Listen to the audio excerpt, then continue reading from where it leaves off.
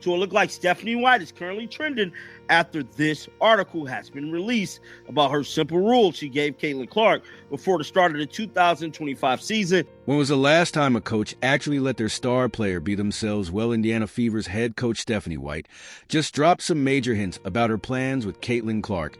And it's nothing like what we've seen before. Let's talk about what's really going on with the Indiana Fever and their plans for 2025.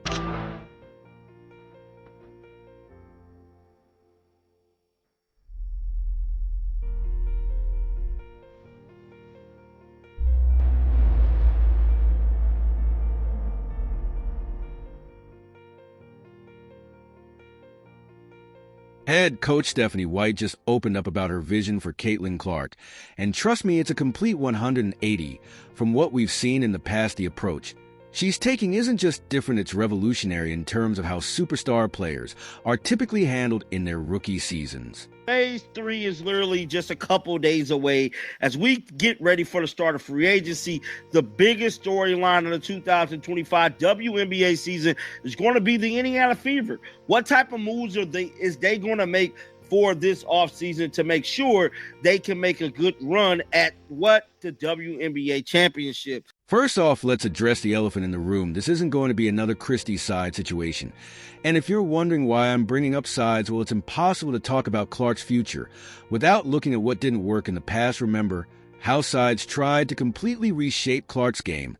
She wanted to turn one of the most dynamic players in basketball into basically a spot-up shooter. Think about that for a second. Taking someone who's revolutionized the game and telling them to stand in the corner. Be talking a little bit about what Stephanie White has said to Caitlin Clark, and well, not to Caitlin Clark, maybe obviously what she said to her, but what she has also said about her and how she thinks Caitlin Clark can lead this team to multiple WNBA championships.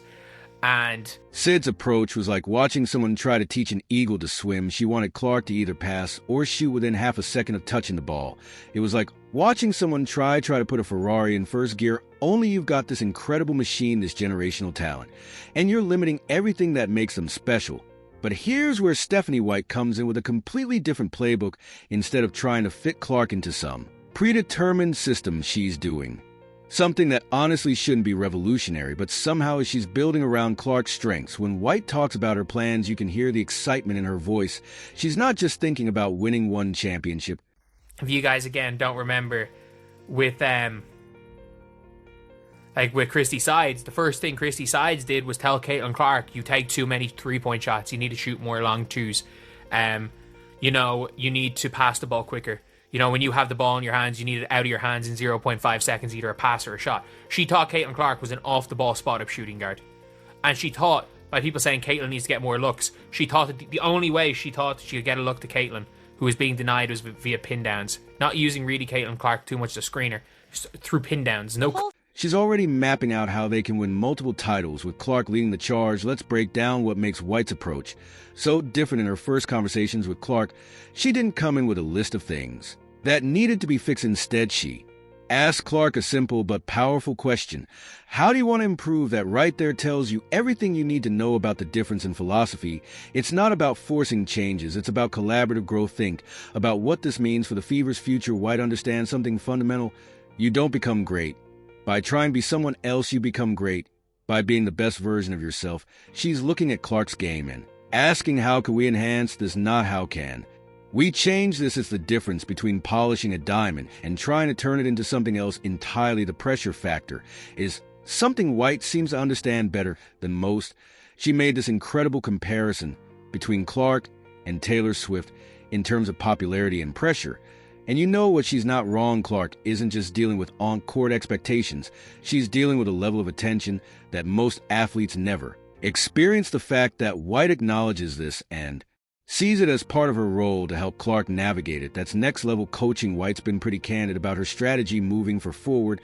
She's focusing on efficiency and effectiveness within Clark's natural playing style. Think about what that means. No more trying to turn a point guard into a shooting guard. No more standing in corners. No more artificial limitations. Instead, it's about taking what Clark does best and finding ways to make it even more lethal. The crazy thing is some people might look at White's approach and think it's too hands-off, but here's the reality.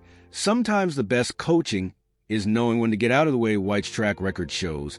She knows what she's doing. She took a team that lost major players like Janquel Jones and still got them to the semifinals. That's not luck, that's understanding. How to maximize what you have. When White talks about those first few games, especially against teams like the Chicago Sky, you can hear the confidence in her voice. She says, we'll know what the Fever is all about in the first 7 or 8 offensive possessions. That's not just talk, that's someone who has a clear vision and knows exactly how to implement it. But here's what really sets White's approach apart. She's not just focused on next season when she talks about helping Clark develop as a leader. She's thinking long-term. This isn't about making a splash in 2025. This is about building something sustainable. She's looking at Clark not just as a player, but as someone who can help shape the culture of the entire organization. The timing of all this couldn't be better for the Fever. Think about where women's basketball is right now. The game is evolving, and Clark has been at the forefront of that evolution. Those logo threes that used to be seen as wild, they're strategic weapons now. Those look passes that used to be flashy, they're creating opportunities that defenses can't predict. White seems to understand that trying to contain that creativity would be like trying to hold back the tide. What's particularly interesting is how White talks about the day-to-day aspects of working with Clark. She's not just focused on the basketball side. She's thinking about the whole picture. When she mentions being a resource for Clark, she's talking about everything from handling media pressure to dealing with the expectations that come with being, as she put it, Taylor Swift too. Looking at the broader context, this approach could set a new standard for how teams handle superstar rookies. Too often we see teams try to force their young stars to conform to existing systems. But White's turning that on its head. She's eventually saying, we've got something special here. Let's build around it. The free agency aspect is going to be fascinating to watch too, with Clark coming in and White's clear vision for the future. The Fever suddenly becomes a much more attractive destination. Players around the league are going to look at this situation and think they're building something special. Their White's understanding of the moment is crystal clear when she talks about not being able to fully comprehend what Clark goes through on a daily basis. That kind of humility and awareness is rare in coaching. Instead of pretending to have all the answers, she's positioning herself as a guide and resource, someone who can help Clark navigate the challenges while continuing to grow. This approach also shows a deep understanding of how the game has evolved. Basketball isn't just about X's and O's anymore.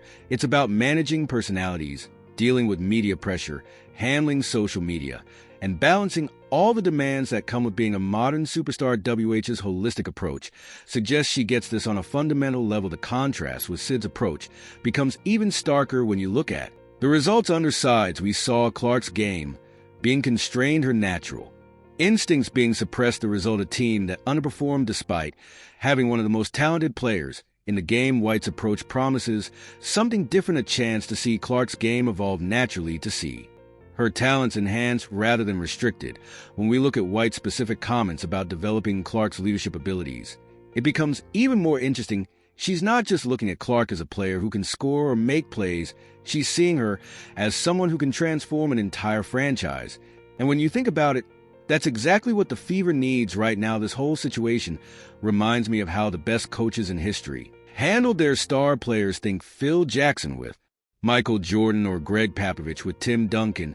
They didn't try to fundamentally change who these players were. They helped them become better versions of themselves. That's exactly what White seems to be planning with Clark. The timing of White's comments is particularly interesting because they come at a crucial moment for the WNBA. The league is experiencing unprecedented growth, and Clark is a big part of that story. White seems to understand that she's not just coaching a player, she's helping to shape the future of the league itself. Let's talk about those offensive possessions White mentioned.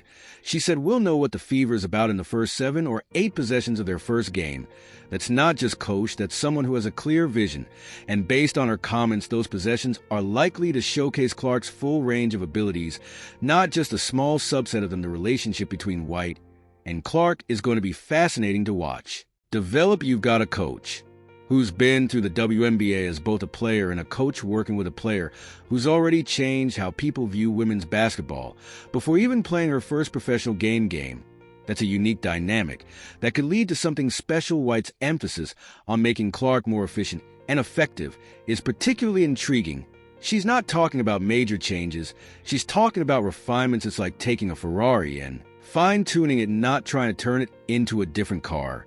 Altogether, that's the kind of approach that could help Clark take her game to even higher levels of comparison to Taylor Swift. That White made is more profound than it might seem at first glance. Like Swift, Clark isn't just a performer in her field.